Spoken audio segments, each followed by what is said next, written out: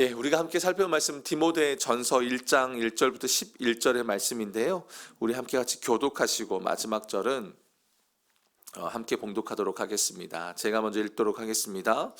우리 구주 하나님과 우리의 소망이신 그리스도 예수의 명령을 따라 그리스도 예수의 사도된 바울은 믿음 안에서 참된 아들 된 디모데에게 편지하노니 하나님 아버지와 그리스도 예수 우리 주께로부터 은혜와 긍휼과 평강이 내게 있을지어다.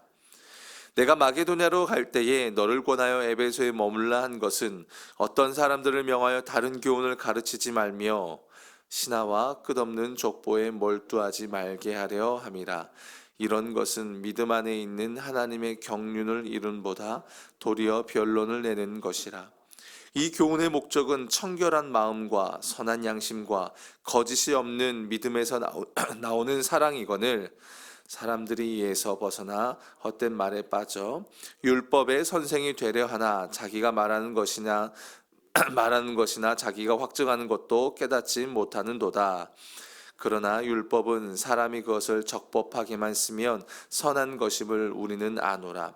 알 것은 이것이니 율법은 옳은 사람을 위하여 세운 것이 아니요 오직 불법한 자와 복종하지 아니하는 자와 경건하지 아니하는 자와 죄인과 거룩하지 아니한 자와 망령된 자와 아버지를 죽이는 자와 어머니를 죽이는 자와 살인하는 자며 음행하는 자와 남색하는 자와 인신매매를 하는 자와 거짓말하는 자와 거짓 맹세하는 자와 기타 바른 교훈을 거스르는 자를 위함이니. 다 같이요. 이 교훈은 내게 맡기신 바 복되신 하나님의 영광의 복음을 따름이니라. 아멘.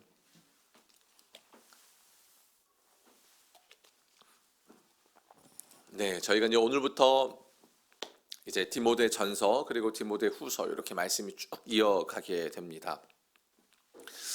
이 디모데 전후서를 보통은 목회 서신이라고 말을 합니다. 바울이 자신이 사랑하는 이 영적인 아들이자 또 그의 평생 동역자였던 디모데를 향해서 쓴 서신이 있죠. 그러니까 목회 서신이라고 하니까 어떤 분들은 그 목사님들만 읽고 저희는 안 읽겠습니다. 뭐 이렇게 말씀하시는 분들이 있는데 사실 그런 건 아니죠. 그런 건 아니고 이 과정에는 이제 우리의 신앙생활에 대한 아주 중요한 영적 원리들이 이렇게 담겨져 있습니다. 특별히 디모데가 당시에 이제 에베소에서 목회를 하고 있었는데 어떤 목회자였습니다. 그러다 보니까 교회 안에 여러 어려움들이 있었죠. 그리고 그런 어려움들을 어떻게 하면 이제 교회의 본질을 세워가고 또 특별히 성도들을 세워갈 수 있을지에 대해서 바울이 이렇게 권면하고 있는 겁니다. 특별히 이제 사람을 세워가는 부분들, 그리고 직분자들이 갖춰야 할 모습들, 그리고 또 교회가 거룩하게 세워져 가야 할 그 부분, 그 외에 또 아주 여러 가지 신앙의 여정에 대해서 필요한 부분들을 우리에게 이야기해 주고 있습니다. 그래서 이게 그런 의미에서 이제 목회자들을 넘어서서 우리 모두가 함께 우리는 결국은 교회를 세워가야 하는 자들이기 때문에 그런 가운데서 이 가운데 담겨진 하나님의 마음이 무엇일까를 우리는 좀 알아가야 되지 않을까 싶습니다. 바울 사도는 로마에서 2년간 가택연금을 당하게 됩니다. 그리고 법정 구금 기간이 끝난 후에 빌립보 성도들에게 약속했던 대로 디모데를 이제 빌립보 교회로 보내서 소식을 이렇게 전하게 합니다. 그리고 에베소와 골로새 교회를 비롯한 여러 아시아의 여러 교회들을 방문하도록 했습니다. 그러다가 이제 에베소에 어떠한 문제가 있었고 그 문제를 담당해야 될 책임자가 필요했기 때문에 디모데를 그 에베소에 남겨두라고 하는 겁니다. 그리고 이제 바울은 또다시 전도 여정을 떠나는 겁니다. 물론 바울이 전도 여정을 떠날 때는 빠른 시일 내에 다시 이제 에베소로 돌아올 것이라고 생각했지만 이제 생각보다 그것이 지체되는 가운데 마게도냐에서 먼저 이렇게 빌립보 지역에 편지를 쓰면서 디모데에게 보내고 본인의 일을 감당하라는 그런 측면에서 이렇게 기록이 되었습니다. 이 디모데 전서는 크게 두 부분으로 우리가 볼 수 있는데 1장에서 3장까지는 교회 생활에 대한 여러 가르침, 그리고 특별히 이 가운데 다른 교훈에 대한 여러 이슈들이 많이 있었습니다. 특별히 거짓 교사들이 가르쳤던 그런 부분들에 대한 문제들을 이제 바울은 경계하고 있죠. 그리고 후반부에는 이제 사역자들이 갖추어야 될 여러 모습들에 대해서 이야기를 하고 있습니다. 그러니까 이 디모데 전서, 특별히 이제 디모데후서는 우리가 다음에 살펴보겠지만, 이 보면은 바울이 교회를 세워가는 부분에 대해서 얼마나 많은 마음을 갖고 있는가를 우리가 엿볼 수 있습니다. 이렇게 저는 말씀을 쭉 묵상하면서 오늘은 이제 제 안에 이렇게 한 가지 하나님이 주셨던 부분들이 있어서 그 부분들을 여러분들과 좀 나누고 싶습니다. 바울은 서두에 먼저는 자신의 이제 신적 부르심, 권위에 대한 이야기를 먼저 합니다. 자기가 사도가 된 이유가 그냥 사람들에 의해서 이렇게 세워진 것이 아니라 오직 하나님과 그리스도 예수의 명령을 따라서 사도가 되었다라고 말을 합니다. 그리고 그 말은 지금 바울이 세운 디모데 또한 자신의 영적인 아들이자 평생 동역자로 세운 디모데 또한 그 같은 신적 권위 안에 있다, 이걸 이렇게 강조하면서 이야기를 합니다. 앞서 제가 잠시 언급해 드렸듯이 디모데는 이렇게 나이가 좀 젊었던 것으로 보여집니다. 그러다 보니까 아무래도 이제 여러 가지 사역을 진행하는 데 있어서 걸림돌들이 있었죠.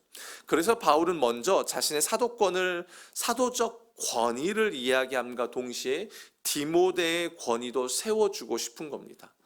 이게 단순히 여러분들이 오해하시면 안 됩니다. 이게 뭐 이렇게 목사의 권위주의 뭐 이걸 말하는 것도 아니고 목사가 목사를 세웠네, 편들었네, 이런 개념이 아니라는 겁니다. 이런 개념이 아니라 바울의 개념은 딱 하나입니다. 뭐냐면 교회를 세워가기 위해서, 특별히 여러분 리더십들의 권위가 세워지지 않으면 교회는 온전하게 흘러갈 수 없다라는 겁니다. 그런 측면에서 바울은 이제 교회 공동체를 세워가기 위한 측면에서 디모데의 권위도 같이 이렇게 맞물려 가더라는 겁니다. 그렇게 바울은 이 회람서신이거든요. 당시에는 이 편지를 이렇게 에베소 교회만 보는 것이 아니라 그 주변의 사람들이 이렇게 서로 돌려보는 회람서신의 형식으로 되어져 있었어요. 그래서 그 부분들을 이야기하고 나서 가장 먼저 바울이 이제 이야기하는 것이 뭐냐면 바로 이제 거짓 교훈에 대한 부분들을 이야기합니다. 이 부분을 언급한 이유가 바로 이 부분이 그 당시에 교회를 가장 어렵게 만들고 있는 요소 중에 하나였습니다. 바울은 마게도냐로 갈 때 디모데를 에베소에 머물게 했었던 그 이유는 뭐냐면 디모데가 누구보다도 말씀의 사람이었습니다. 누구보다 말씀의 사람이었다는 것을 알고 있었기 때문이에요. 당시 에베소 교회는 이단과 여러 거짓된 가르침들이 많았던 지역이었습니다. 여러분, 우리가 사도행전에서도 이미 우리가 좀 살펴봤듯이 이 에베소 지역에는 아데미 신전을 비롯한 여러 그리스 헬라 이렇게 철학들도 굉장히 많았습니다. 그래서 바울은 그곳에서 두란노서원도 세워가고 놀랍도록 말씀 중심의 사역을 세워갔었습니다. 그럼에도 그 시대와 사회가 주는 그 거센 파도를 감당한다는 것이 쉽지 않은 부분이었습니다. 그래서 바울은 의도적으로 이 디모데를 에베소로 보내고 디도를 또 다른 지역으로 보내는 겁니다. 중요한 것은 3절에 보니까 바울이 디모데를 에베소에 머물게 한 이유가 나와요. 거기 보면 어떤 사람들 때문이라고 나옵니다. 이 어떤 사람들이 누구냐? 다른 교훈을 가르치는 자들이에요. 이 다른 교훈이라는 것이 4절에 보면 신하와 끝없는 족보라고 나옵니다. 그렇다면 이들이 구체적으로 누구냐? 1장 끝에 가보면 후메네오와 알렉산더라는 사람이 나와요. 여러분 내일 큐티 본문이면 나오는데요.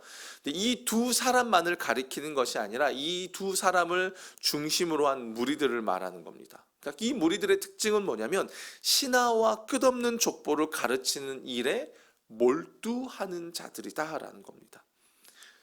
이 신하와 족보가 뭐냐에 대해서 여러 의견들이 있습니다. 뭐 어떤 사람은 영지주의적인 이단이다. 그 당시에 또 어떤 사람은 유대주의적인 뭐 이단 성향이 있다.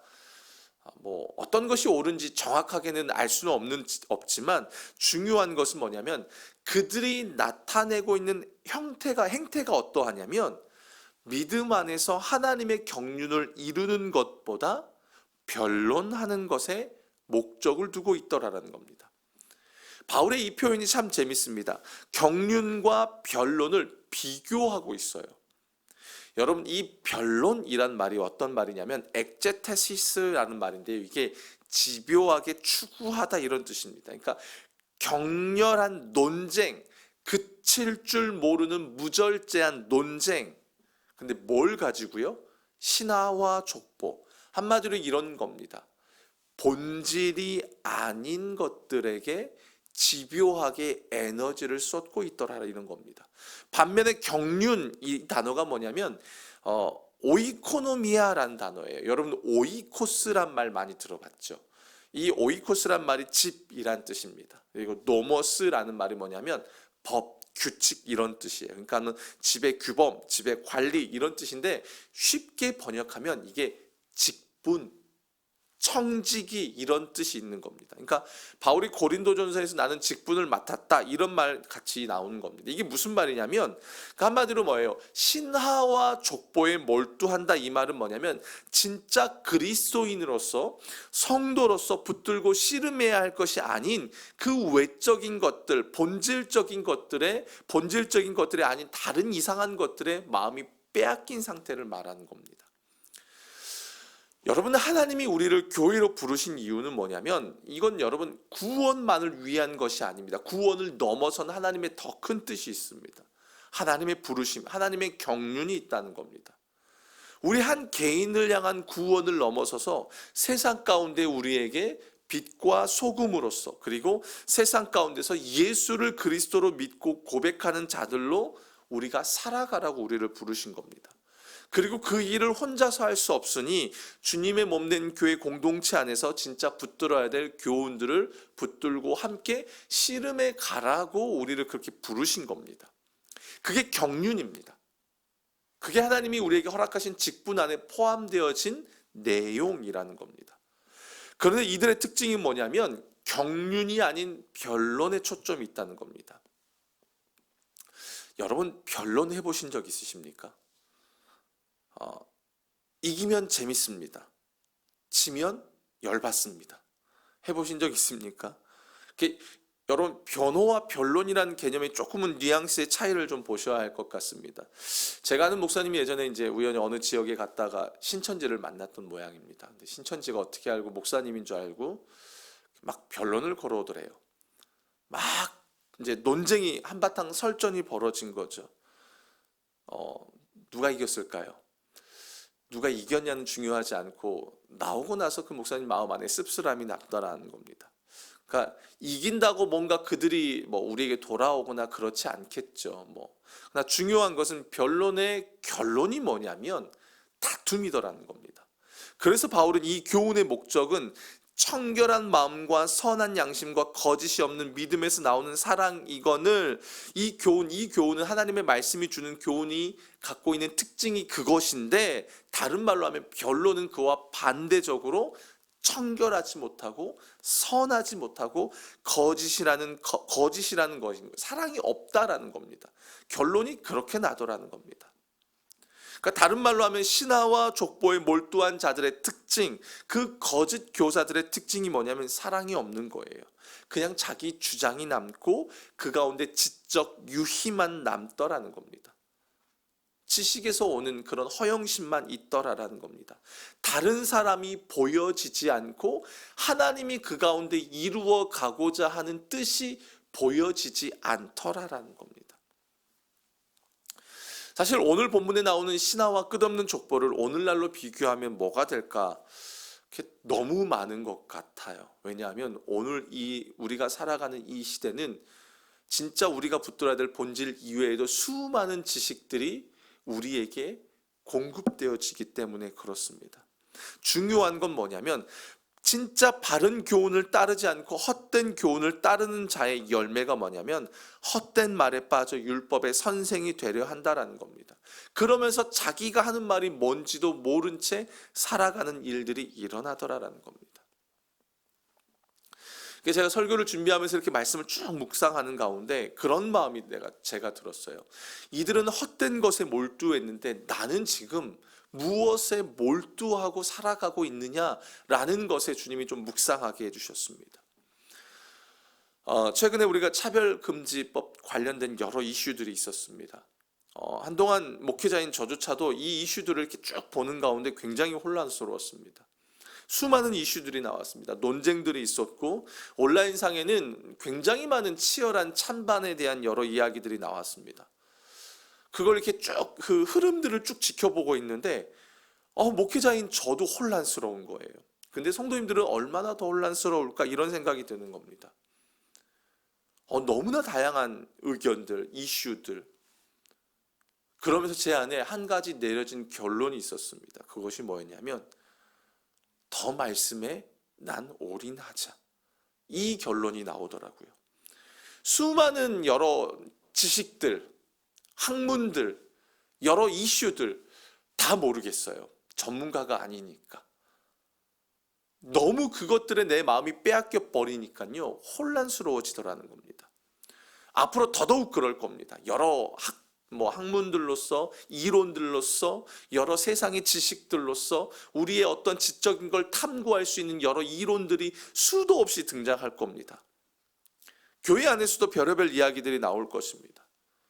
그러나 그런 혼란스러움이 나에게 있을수록 이 시대가 직면한 모습이 그런 겁니다. 그런데 그럴수록 나는 더더욱 어디에 몰두해야 될 것인가? 나는 어디에 더더욱 집중해야 될 것인가? 여기에 대해서 질문이 딱 나오고 저 스스로 확연하게 답을 잡았습니다. 내가 붙들고 집중해야 될 것은 진리 위에 서는 거라는 겁니다. 바울은 분명 율법은 적법하게 쓰면 선한 것이다 라고 말합니다. 이 교훈은 자신에게 맡겨진 것이고 복되신 하나님의 영광의 복음을 따르는 것이다 라고 말하는 겁니다.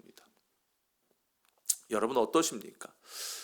어느 때보다 정신을 바짝 차리지 않으면 안 되는 시대 속에 우리는 살아갑니다. 너무나 교묘합니다. 그리고 우리의 마음을 빼앗아 가기에 충분한 세상적 여러 지식들과 이슈들이 너무나 많습니다. 하나님의 말씀은 스스로 옳다고 생각하는 사람들의 지적 즐거움을 만족시켜주기 위해서 있는 게 아닙니다. 여러분, 우리가 성경을 공부하고 묵상하는 이유가 여러분의 어떤 즐거움을 만족시켜주기 위한 게 아닙니다. 말씀은 사랑을 잃은 우리의 삶에 다시 하나님의 사랑을 이렇게 불어 넣어줍니다. 그리고 놓쳤던 사명도 다시 붙잡게 해줍니다. 다른 말로 하면 오늘 본문에 나온 그 경륜을 제대로 감당할 수 있도록 우리에게 힘을 준다라는 겁니다. 그 직분을 감당하도록. 여러분이 성경을 공부하고 묵상하고 다른 것이 아닌 말씀에 집중하는 삶을 살아야 하는 이유가 바로 거기에 있습니다. 우리는 세상적인 것에도 관심을 갖기는 가져야 합니다. 관심을 가지라는 그 말 속에는 어떤 의미가 있냐면 진짜 본질로 삼아야 할 것을 여러분 먼저 굳건하게 세우고 난 뒤에 여러분 관심을 가지라는 겁니다. 흔히 집회 감별사들이 그런 이야기를 하더라고요. 어떻게 그걸 감별합니까? 하루 종일 그 집회만 만진다고 하더라고요. 뭐가 잘못된 집회인지 위조 집회인지 그걸 보지 않고 먼저 진짜 집회를 그렇게 끊임없이 본다고 하더라고요. 문득 그 마음이 드는 겁니다. 어찌됐든 우리는 이 시대가 이제 미디어와 여러 이런 것들을 통해서 통제할 수 없는 시대에 우리는 직면했습니다. 수많은 신화와 끝없는 족보와 같은 여러 사상들, 개념들. 그러나 그 속에서 우리가 진짜 하나님의 경륜을 이루기 위해서는 무엇보다도 오늘 본문에서 말하고 있는 이 바른 교훈, 하나님의 이 말씀에 우리가 몰두하지 않으면 우리는 수많은 그런 지적인 홍수 속에 제대로 우리는 설 수가 없게 될 줄로 압니다. 사랑하는 여러분, 무엇에 몰두하시겠습니까? 무엇에 여러분의 마음을 드리고 무엇에 우선순위를 두면서 나아가시겠습니까? 바울은 디모데전서를 기록하면서 이 다른 교훈과 바른 교훈에 대한 이야기를 가장 먼저 이야기합니다. 곧 이것이 진리라는 겁니다. 바른 교훈을 붙잡을 때는 교회가, 목회가, 우리의 성도의 삶이 바르게 흘러가지만 그렇지 못할 때는 끝없는 논쟁으로 인해서 사랑은 잃어갈 것이고 하나님이 우리에게 허락하신 그 아름다운 우리는 이루지 못하게 된다라는 겁니다. 그러나 반대로 우리가 바른 교훈 위에 쉽게 말하면 우리식으로 표현해 보면 말씀에 우리가 몰두할 때에 우리의 삶은 하나님의 경륜을 이루어가는 복되고 오늘 본문에 나오잖아요. 복되신 하나님의 영광의 복음을 따라 나아가는 그런 삶이 될 줄로 믿습니다. 여러분 선택하셔야 합니다. 내 지적인 만족과 유익을 탐구하는 자로 갈 것이냐 하나님의 은혜의 영광의 복음을 따르는 그 삶을 위해 말씀에 몰두할 것이냐, 이건 전적인 우리의 선택의 몫입니다. 그러나 그 가운데 하나님의 마음과 하나님의 의도는 당연히 우리가 그 말씀에 몰두하여 하나님의 경륜을 이루는 삶을 사는 것, 그것인 줄로 믿습니다. 우리 함께 같이 한 가지만 붙들고 우리 마지막으로 같이 기도하며 나아갔으면 좋겠습니다. 우리 그렇게 기도합시다. 하나님, 당연히 내가 하나님의 말씀에 몰두하는 자가 되길 원합니다. 말씀 앞에 서는 자가 되길 원합니다. 여러분, 성경을 공부한다는 것, 말씀을 읽는다는 것, 종교적으로 가면 안 됩니다. 이거 읽으니까 뭔가 주어질 거야. 아니요, 그렇지 않습니다. 우리가 말씀을 읽고 말씀을 공부하고 묵상한다는 것은 하나님 앞에 선다는 겁니다. 그리고 하나님 앞에 선다는 것은 나를 향한 하나님의 뜻과 경륜을 이루어 간다는 겁니다. 우리 그렇게 기도합시다. 내가 하나님의 말씀에 몰두하겠습니다. 목사만 하는 것이 아니라 이건 우리 모두에게 주어진 당연한 사명입니다. 아버지 하나님, 그 말씀 위에 내가 서게 하여 주시옵소서. 말씀에 몰두하여서 내 삶에 하나님의 경륜이 이루어지게 하여 주시옵소서. 우리 마지막으로 주님의 이름 한번 부르시고 기도하시고 여러분 개인 기도하시고 돌아가시겠습니다. 주여, 아버지